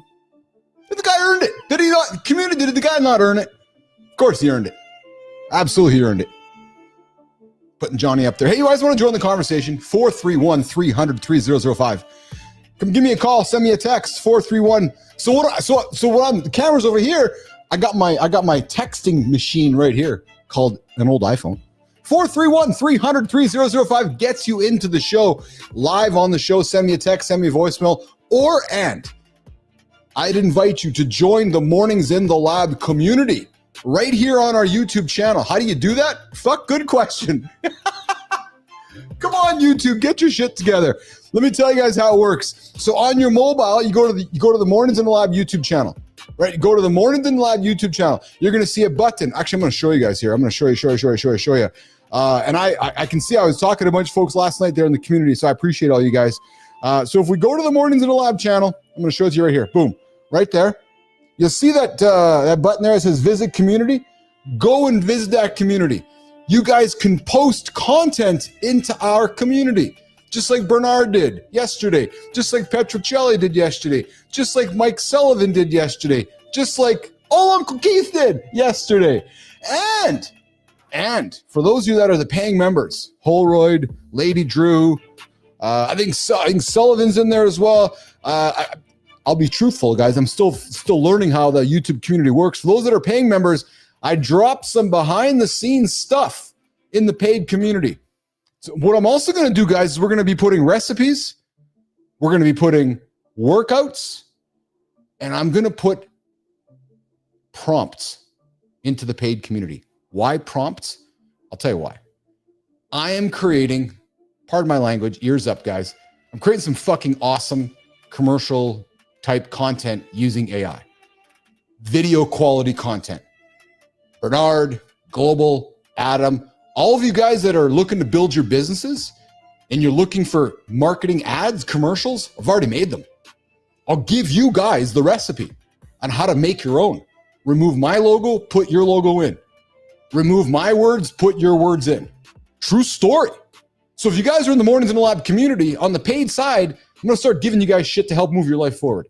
We are building a business here. So please, I invite you guys, check it out. It's $3.50. It's not even fucking a lot of money.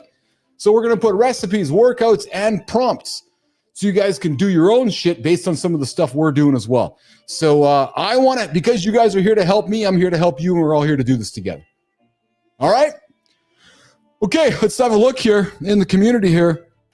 Holroyd, yes. I'd love to see some prompts. Dude, I'm gonna help you out with that stuff, man. Honest to God, so I'm gonna start putting some stuff. And guys, I'm putting it behind the paywall. I'm sorry, but I just gotta. And here's the thing, it's freely out there. You guys can get it out there, but I'm gonna put a little bit of work and tweak it. So we're gonna put those over there for you guys. All right, Jimmy, let's get into the community corner here, and let's get into our big segment here on the community corner here on Mornings in the Lab. Jimmy, let's run it, brother.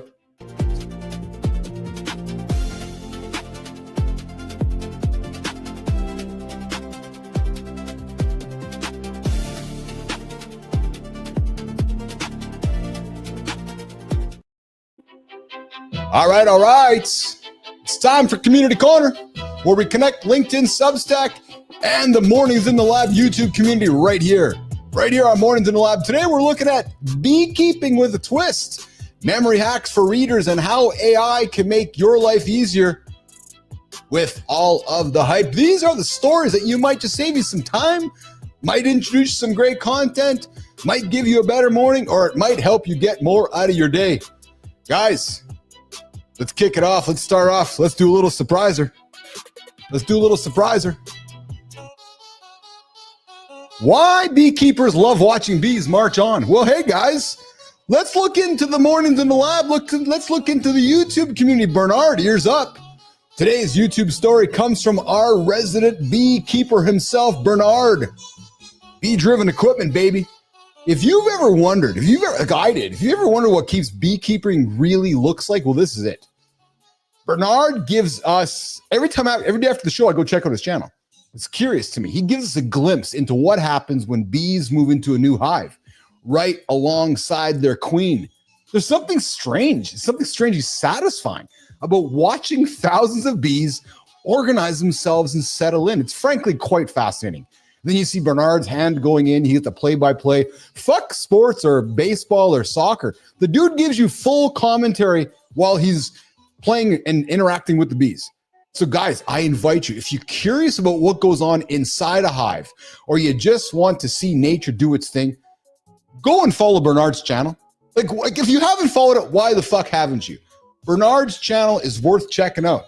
True story. And you come here every single morning. Bernard's here as well. So if you want to learn bees, we got the resident beekeeper. Bernard himself is here every single day on Mornings in the Lab. And he's got an awesome channel on bees. And we're going to help him grow that fucking bee business bigger than he can even imagine. And you know what's going to happen, Bernard? You're going to wake up one day as an accidental CEO. Yeah, baby, like Tom Marino. Boom.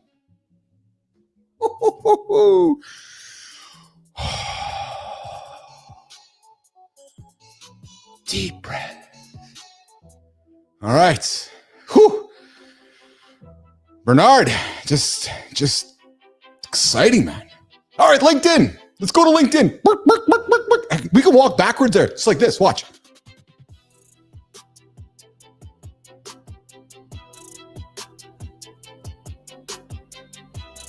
Yeah, it's called walking backwards. Yeah, I'm burning calories. There you go. There you go. There you go. How many times have you found yourself rereading the same sentence or paragraph and still wondering what it said?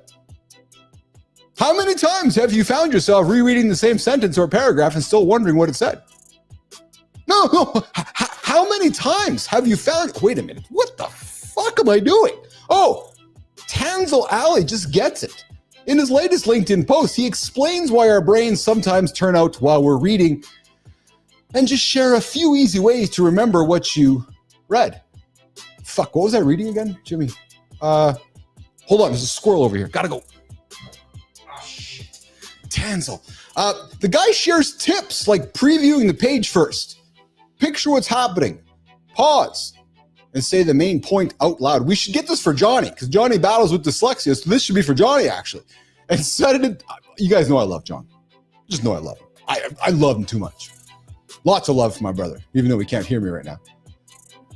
So, simple tweaks, but they make a difference. As Tanzel Ali says, if you want to get more out of your reading time, Tanzel's tips are a great place to start. And by the way, fellas, when was the last time you read a physical book? When was the last time? Love to hear it. Tell me now. Send me a text. Or drop it in the community after the show. What was the last book you read? Love to know that too. It's funny because I don't read books very often. No, I'm busy fucking writing them because I'm a best-selling author, baby. Yeah. Spartacus High School? Fuck. Yeah, you and me both. That was like yesterday. Yes, Melissa, I see the squirrel over there. I'm going to run backwards to get it. True story. All right. You guys having fun today? Uncle Keith isn't. Can you tell? What's up, Asiatic 777? So it's funny, man. Jimmy, I was telling Carter this yesterday. I love when folks just take the time to leave really meaningful comments. Asiatic? I have no idea what the hell you're saying there. Is that like a blockchain code there or something? Curiously enough.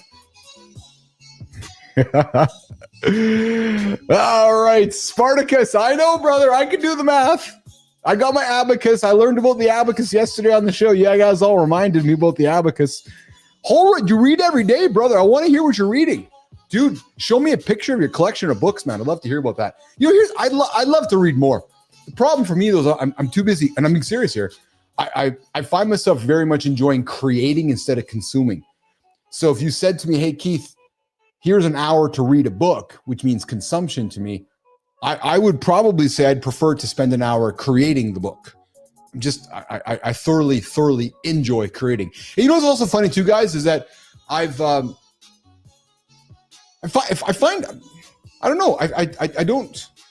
spend more time in my own brain instead of somebody else's brain. I just find it's healthy for me. All right, let's stay in Substack, guys. Let AI take care of the annoying stuff for you, just like Johnny's doing, making himself a bot. Daria Cuperano's Substack teaches you how to use simple AI tools to make daily life less stressful. Yeah, she breaks down how AI can help with things like planning meals, keeping your schedule straight, and even sending reminders. Reminders. Yeah. That's leaning into, it's like leaning into old what humor would that be? Like old maybe Will Ferrell or reminders. No, maybe Conan O'Brien. So you guys, if you guys spend enough time with me, you guys can kind of see where I lean into some of my comedy influence. Reminders, yes. Even remember sending you reminders when you're running to groceries. You don't need to be a tech expert, nope, to set these up. No, you just need the fucking AI. Just boop, boop, AI, off you go. There you go. Yeah, that's a true story right there. What would you, so here's the question for you guys. Like Johnny's creating JohnBot. What would you automate if you could? What would you automate? Hey, listen, you guys, listen to Jansen Hung, CEO of NVIDIA, made a big statement, and I believe in his statement. Think about this, guys. Everything mechanical and moving today, hear me clearly, guys, ears up. Everything mechanical and moving today will be autonomous tomorrow. Think about that for a second. Hence the desire for batteries. You know what? The world has no fucking idea. The world has no idea. No idea at all at the scale of what the world needs batteries. No. Nobody really kind of grasps it. Actually, speaking of that, Melissa, you and I have been talking about continuing to add value to our show here with news. I'm going to tell you guys something about Uncle Keith over here. I'm going to keep giving you guys news you're not going to find anywhere else. Yeah, we're going to make it competitive. Yeah, we're going to create a competitive newsroom here. I love finding shit nobody else finds. I love sharing shit nobody else talks about. For example, yesterday, you guys want to know of a company you should pay attention to? Called Figure. Figure. Figure, out of Arizona. What do they make? They make humanoid robots. I would pay attention to the CEO. If I were you, I would pay attention. His name is Brett Alcock. He might be like an Elon guy. He might be like a Einstein guy. Might be a little smart. True story. Figure. Yeah, so I'm going to keep finding stuff to give you guys to think about for the future. Because in a year or 2 years from now, when you're like, holy fuck, I heard Billis talk about this company called Figure. Yep, that's the company. Perhaps the next Apple. Yeah, true story. Maybe the next Tesla. Maybe the next OpenAI. I suspect, I predict, I will tell you all right now, they might be the face of physical AI in North America. Figure. Brett Alcock. Brett, would love to have you on my show, man. 100%. And yes, Spartacus, you're right. China just released a humanoid robot for $6,000 this week that you can go buy for your house. Oh, yeah. Anyways, whether you're wrangling bees over on the Bee Drive channel or whether you are fighting with your own memory or just tired of doing the same things every single day, there's always a better way. And if you want your story featured on this show on Mornings in the Lab with the Community, I invite you to follow us on Substack, follow us on LinkedIn, follow us on YouTube, tag us in your next post. And guys, I want to see you in the community. When the show's over, I want to see you in the Mornings in the Lab community. I'm going to be there. True story. I'll be there. I hope to see you guys there as well. And while we continue to figure the community out, we're going to just dump stuff in there, create consistency and frequency. So you might see some stuff lots. You might see stuff a little bit. I don't know. We're going to keep figuring all that out. All right. But anyways, the Mornings in the Lab community, I want to see you guys there after the show until we get back at it tomorrow. And of course, if you guys want to call me, you can call me 431-300-3005. There are many, many ways to get a hold of Uncle Keith and Uncle Johnny. The phone, 431-300-3005, or inside of the Mornings in the Lab community right here on YouTube. Come find me on LinkedIn. Come find me on X as well. Okay, so here we go, guys. We're going to move over to the Creator Spotlight. You guys know this part of the show here where we take the big light, the big Creator Spotlight, and we shine it on somebody doing great work over in the communities of the world. We're going to start over on LinkedIn, Jimmy. Let's get after it, brother. It's easy to laugh off pain or swallow hard truths until life throws you a loss you can't ignore. Someone out there is sparking real talk about the side of manhood we rarely see. Grief, depression, and the silent battles men fight every day. He's walked through the darkest moments, written a raw book on masculinity, and built a practice helping men find their voice. Today, Mornings in the Lab is shining the creator spotlight on Ethan Getchell. Follow him if you want to see what courage, honesty, and healing actually look like in a man's world.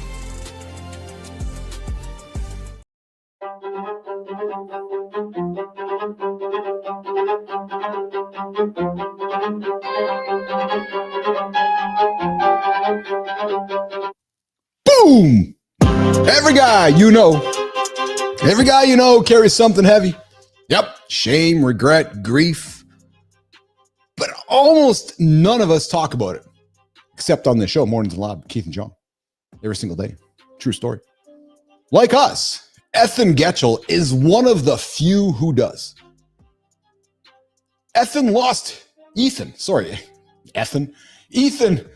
lost his brother to suicide, and he turned that pain into work that focuses on helping young men overcome depression. No joking here. Ethan's building a space where men can stop pretending that they're fine and be vulnerable without the fear of judgment. And Ethan, brother, I'm looking at you, man. I'm sorry for your loss. And I would love to have you on the show to talk about your loss and talk about how you're helping men remove fine from their vocabulary and embrace vulnerability like we do every single day on the show here, Mornings in the Lab with Keith and John. So Ethan, the invite's open, brother. We'd love to give you the light so you can shine on somebody in your world who might need the light on the next Creator Spotlight, on the next Community Corner right here on Mornings in the Lab with Keith and John. What's up, Dusty?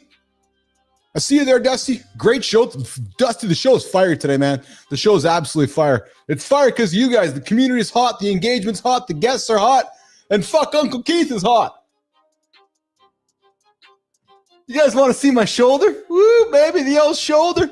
All right, Jimmy, let's get to the next one, brother. Let's get over to LinkedIn. Substacks, Creator Spotlight. Ever feel like life is asking you to choose? Be strong in the gym or smart in the boardroom? What if you could dominate both and more? There's someone showing men how to become the total package. No trade-offs, just relentless growth. With a newsletter dedicated to helping the modern Renaissance man excel in fitness, business, and skill development, he's built a real movement for those tired of settling. Mornings in the Lab is excited to celebrate Jack Crucial, founder of the Lethal Gentlemen's Club. If you're done playing small, follow Jack and see what happens when you choose to win in every area of life.